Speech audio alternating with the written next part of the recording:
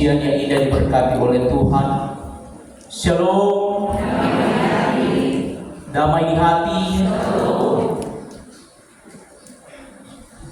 Bapak Ibu Saudara yang terkasih dalam Tuhan kita Yesus Kristus, hal terbaik dalam hidup kita satu kali akan pergi. Selagi ada kesempatan, hargailah apa yang Tuhan beri. Ungkapan ini mungkin bagi kita hanya ungkapan biasa, tetapi seberapa di antara kita apakah mengetahui hal-hal terbaik apa yang telah Tuhan anugerahkan dalam hidup kita? Hal terbaik yang Tuhan anugerahkan dalam kehidupan kita, yang pertama adalah keluarga kita. Di dalamnya ada papa, mama, anak-anak, sanak saudara, ada suami, istri, opa, oma. Hal terbaik yang Tuhan anugerahkan adalah kesehatan, kekuatan di dalam hidup. Bahkan juga ada pekerjaan, ada upaya usaha, bahkan berkat yang lain. Berapa banyak di antara kita yang menghargai hal-hal yang terbaik yang telah Tuhan beri? Atau adakah di antara kita yang mengabaikannya? Yusuf ketika diberitahu oleh pegawainya, Tuhan, ayahmu sakit. Sebagai seorang anak, apa respons kita ketika kita mendengar berita atau kabar orang tua kita dalam keadaan sakit? Dikatakan Yusuf adalah seorang kedua di tanah Mesir, orang besar dengan kedudukan jabatan yang tinggi. Itu berarti ada begitu banyak urusan yang harus dia kerjakan. Tetapi ketika dia mendengar ayahnya sakit, dia bergegas. Dia berupaya, dia berusaha untuk hadir menjumpai ayahnya yang dalam keadaan sakit. Sebelum kita lanjut Bapak Ibu Saudara, saya ingin membahas sedikit tentang perjuangan hidup dari Yusuf, yang mungkin dari sejak kita sekolah minggu kita telah mendengar bagaimana perjuangan dari Yusuf ketika dia diproses oleh Tuhan secara luar biasa. Secara singkat saya akan menceritakan Bapak Ibu Saudara, di usia 17 tahun dikatakan Yusuf membuang kakak-kakaknya menjadi cemburu, dendam kepada dia, karena dia adalah anak kesayangan dari ayahnya Yakub. Sebagai anak kesayangan, Yusuf diberikan pakaian, bahkan juga penghormatan yang luar biasa. Akhirnya menimbulkan kecemburuan, kebencian dalam kehidupan kakak-kakak. Apa yang terjadi? Yusuf dibuang di sumur dan dia dijual kepada orang-orang Midian yang mengangkut dia ke Mesir, dan mereka berkata kepada ayah mereka Yakub bahwa Yusuf telah mati diterkam oleh binatang buas. Ketika dia dibuang, ketika dia mengalami penghinaan, bahkan ketika dia mengalami penderitaan yang luar biasa, Bapak Ibu Saudara, dikatakan tidak tanggung-tanggung Yusuf harus menderita selama 13 tahun. Bayangkan, ada kakak-kakak yang dianggap sebagai pelindung yang sengaja menjual dia untuk hidup menderita.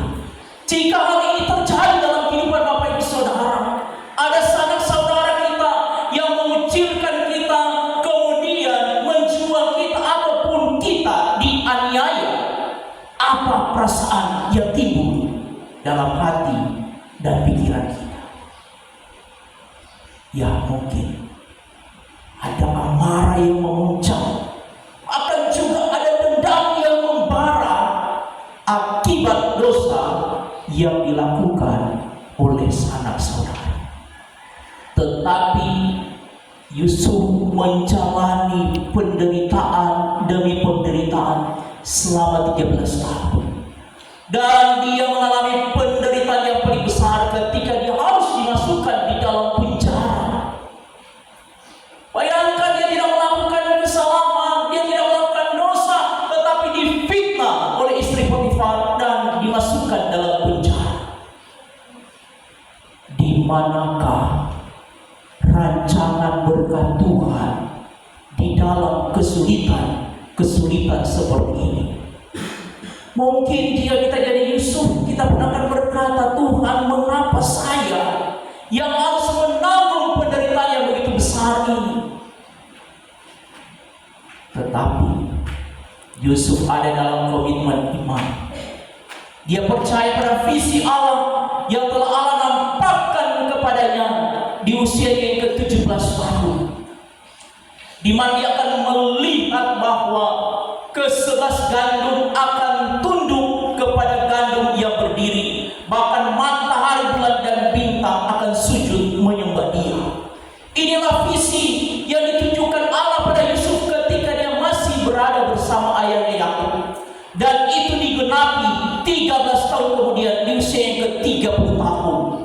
Dari penjara dia menerangkan mimpi dan dia diangkat oleh Firaun menjadi orang kedua di tanah Mesir. Dari cerita ini pun mungkin menjadi gambaran dalam hidup kita.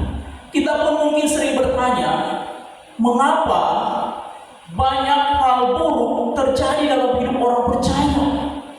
Ketika orang berupaya hidup sabar, ketika orang berupaya untuk melakukan kebaikan, bahkan ketika orang berupaya hidup dalam iman percaya, justru yang teralami adalah kekecewaan, sakit hati, bahkan juga penderitaan yang bertubi-tubi menekan kehidupan Bapak Ibu Saudara.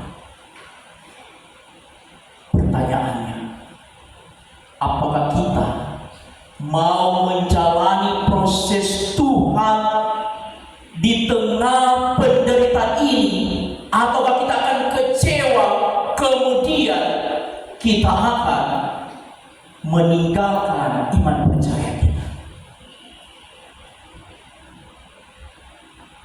Setiap pergumulan yang kita alami dalam hidup kita berbeda-beda, tetapi janji Tuhan justru Tuhan menghadirkan dan mengizinkan pergumulan yang bertubi-tubi bukan untuk membuat kita jatuh lemah dan tergeletak. Justru Tuhan melatih iman kita, melatih kesabaran, dan ketika Tuhan menganugerahkan kedudukan jabatan, kita tidak jatuh dalam dosa kesombongan.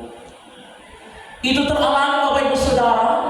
Yusuf dipulihkan Tuhan 180 derajat dari kemalangan hidup bertubi-tubi, mendapat kedudukan jabatan orang kedua, penguasa tanah Mesir. Sehingga dikatakan bahwa ketika di negeri itu mengalami kelaparan yang hebat, hanya di tanah Mesir yang berlimpah-limpah gandum dan makanan, sehingga membuat keluarga dari Yakub, yaitu ayahnya, kakak-kakaknya, harus mencari makanan ke tanah Mesir. Dan itulah luar biasanya Tuhan ketika Yesus ada dalam kedudukan yang tinggi.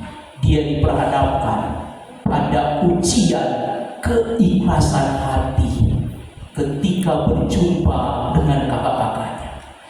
Sebagai penguasa ada kesempatan untuk membalas mereka, orang-orang yang pernah membuang saya. Mereka begitu tega menjual saya. Ada amarah dan dendam yang dapat dilampiaskan. Tapi keikhlasan hati yang ada di dalam hadirat Tuhan menyatakan belas kasih tanpa pamrih. Yusuf lebih memilih mengampuni, melepaskan dendam amarahnya agar kakak-kakak dan orang tuanya mengalami keselamatan.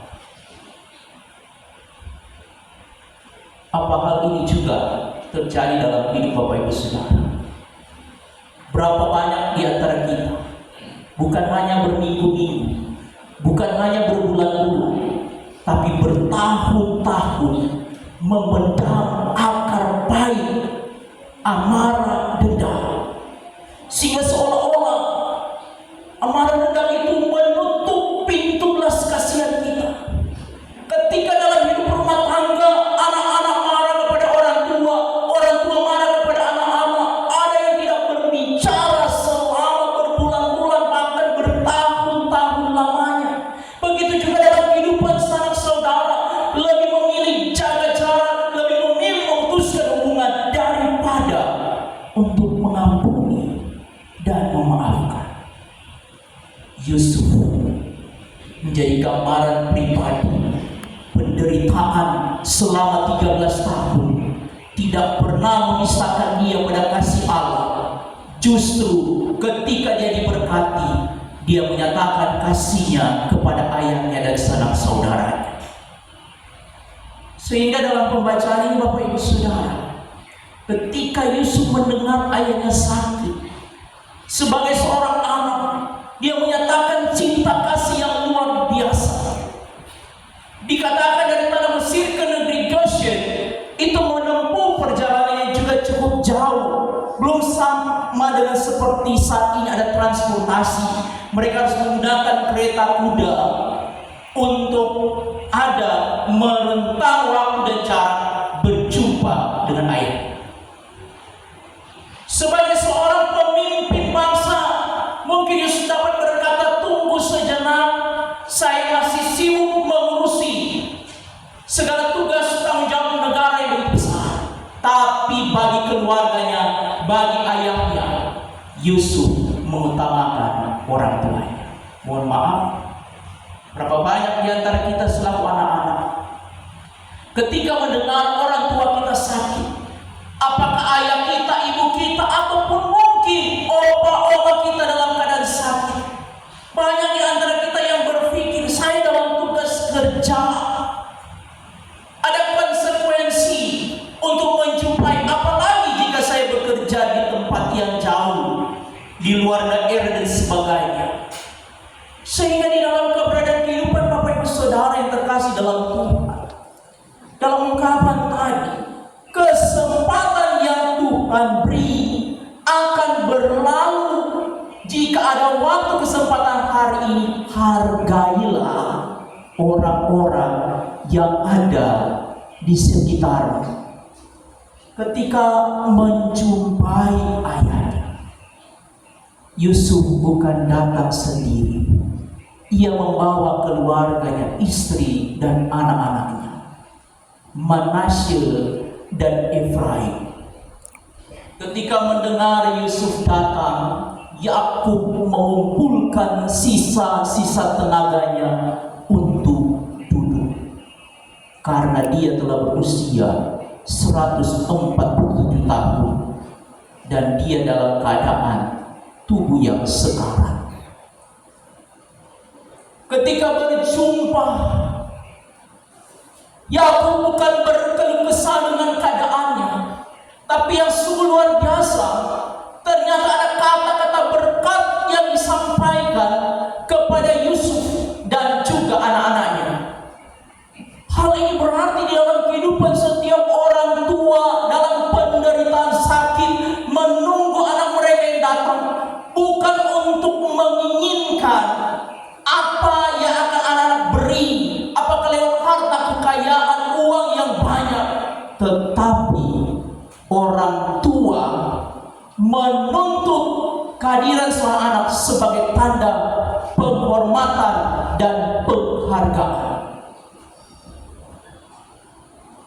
Seberapa banyak harta kekayaan yang kita miliki di dunia ini, ada dua air yang tidak dapat kita balas. Apalagi ada anak-anak muda di sini, saya tegaskan dan pesankan. Yang pertama, kita tidak dapat membalas air susu ibu kita. Seberapa hebat, kuat, kita tidak dapat membalas air susu ibu kita. Yang kedua, kita tidak dapat membalas air keringat seorang ayah, membanting tulang,